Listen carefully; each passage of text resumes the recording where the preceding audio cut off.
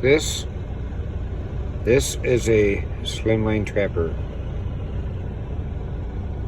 Made by Case.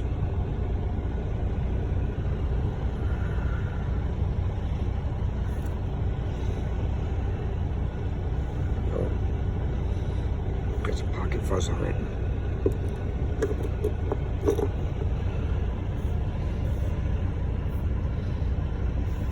USA, stainless steel.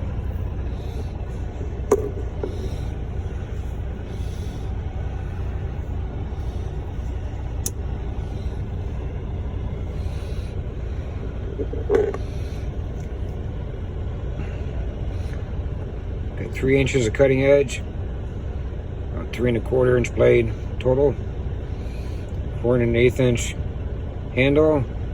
As you can tell, it's rather slim. Very lightweight in the pocket.